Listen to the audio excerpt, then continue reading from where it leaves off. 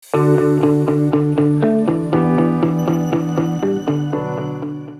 itu Merdeka Belajar?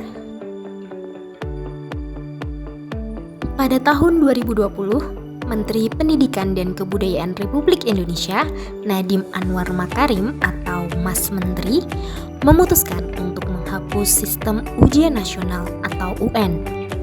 Keputusan ini menjadi awal dimulainya program Merdeka Belajar.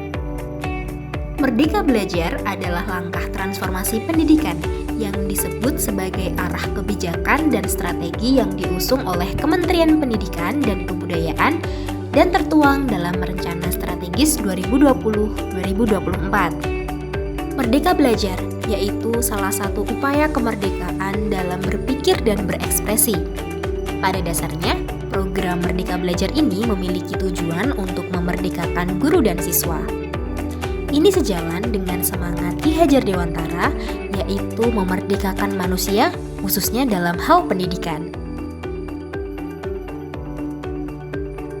Merdeka Belajar memiliki beberapa tujuan, antara lain menjawab tantangan pendidikan di era revolusi industri 4.0, menggali potensi terbesar guru dan murid, serta meningkatkan kualitas pembelajaran secara mandiri. Sedangkan manfaat dari Merdeka Belajar antara lain mendorong murid untuk belajar dan mengembangkan dirinya, membentuk sikap murid yang peduli terhadap lingkungan belajarnya, mendorong rasa percaya diri dan keterampilan murid, serta mempermudah murid beradaptasi dengan lingkungan masyarakat. Karakteristik Merdeka Belajar. Berikut ini beberapa karakteristik Merdeka Belajar yang diterapkan, antara lain pembelajaran yang digunakan berbasis proyek untuk mengembangkan soft skill dan karakter sesuai dengan profil pelajar Pancasila. Fokus terhadap materi esensial sehingga terdapat waktu untuk pembelajaran yang mendalam bagi kompetensi dasar, contoh literasi dan numerasi. Fleksibilitas guru untuk bisa melakukan pembelajaran yang terdiferensiasi sesuai dengan kemampuan murid.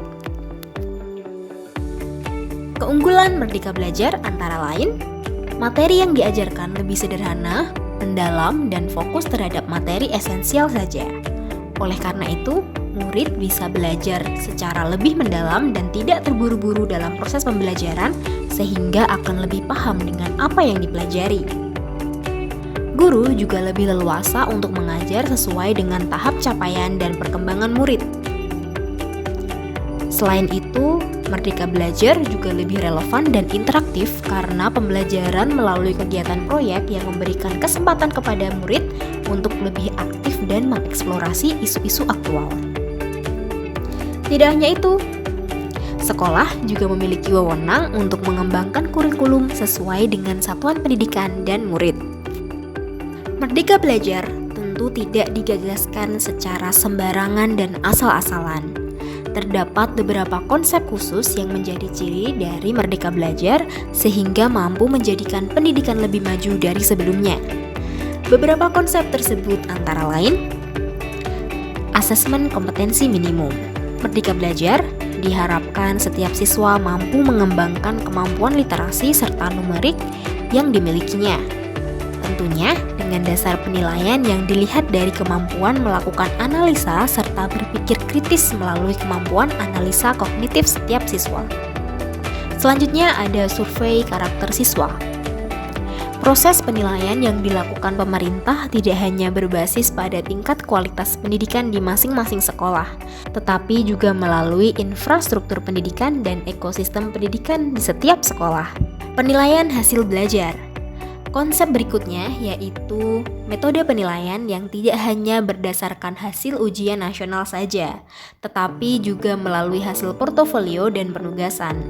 Hal ini karena siswa diberikan kebebasan untuk mengembangkan diri dan bakat yang mereka miliki. Terakhir, kualitas pendidikan yang merata.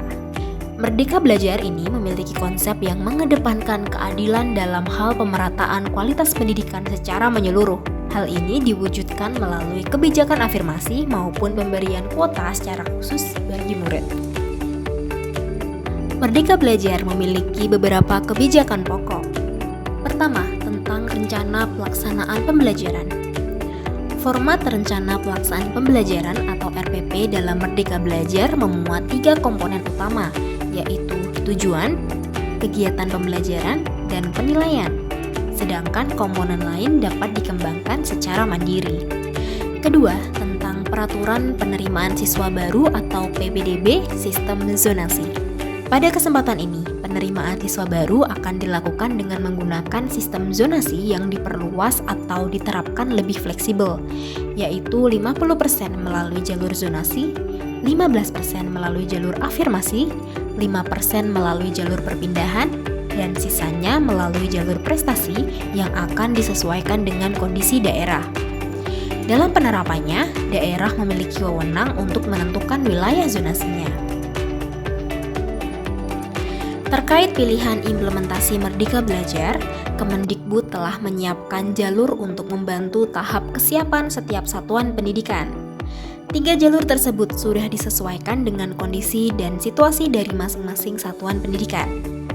Yang pertama, mandiri belajar, yaitu memberikan kebebasan kepada satuan pendidikan saat menerapkan Merdeka Belajar.